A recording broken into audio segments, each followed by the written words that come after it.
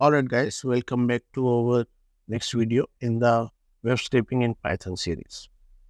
So in this video, we will try to understand HTML at a deeper level and figure out what exactly the things are. So when I talk about HTML, what is the full form of HTML? It is Hypertext Markup Language. So I'll just write and then I'll explain what does each of these terms mean. So it's Hypertext Markup Language. Now, when I say it's a language which can be easily understood by human and machine. So, both human and machine can read this language. Okay. And when I talk about hypertext, so why exactly HTML is called a hypertext markup language? Hypertext means there could be interlinkages in pages.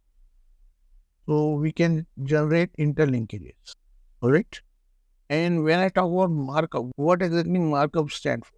So markup means we can actually define the way document is going to be structured. So markup is basically the points. I can mark this point as a heading. I can mark another point as a subheading this way. All right.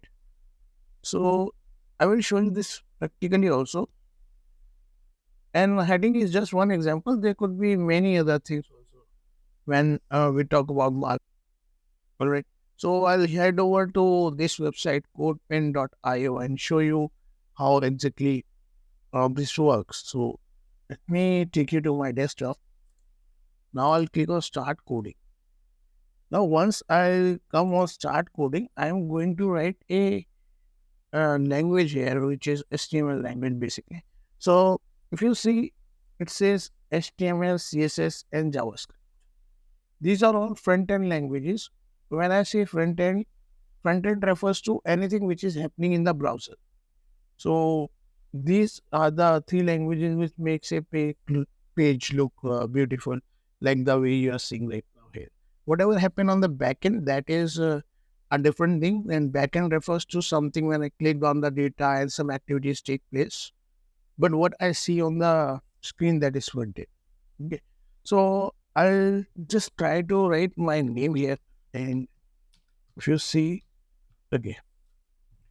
So I have written my name and it comes like Harsham.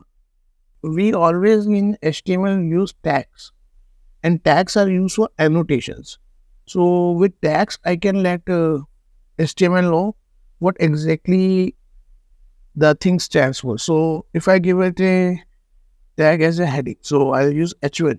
H1 is used for heading, and don't be scared with the tag names because okay, I have not even closed it. See, but modern browsers are so strong that they know that you are going to close the tag. So even if I don't close this one, it still give me the output. Another thing to note here, this is not proper HTML.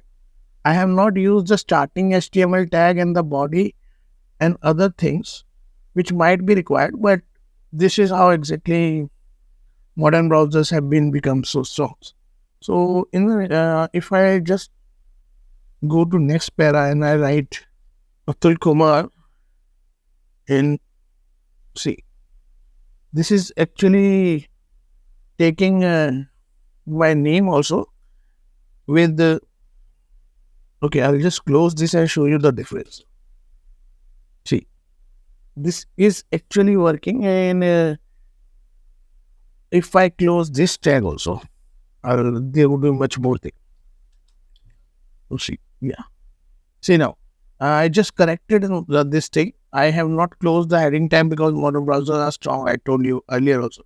But when I actually go into next line, then the browser thinks they are of the same. I want to give same heading to both. But when I mention that I want Atul Kumar in the next paragraph, it understood. And when I close the tags, it actually changed the format, the way font look like. So these kind of tags are used in HTML, and there would be hundreds of tags, but you don't have to remember all of them. Our work is to scrape the data. So we should be understanding that this is tag and something is coming out of these tags. Also, there is one more important tag, which is a div tag. So if I show you, and this is a div tag. What exactly is happening is this div tag is used to break sections between the data. So there would be different sections in a document, and this div tag will contain some content inside it, which we don't know, which we can't see, or some way it is hidden, and this only is used to break the document into different sections. So I'll just explain again, going back to the board, about the two types of tag in HTML, which is also very important. Give me a second. So let's go to here.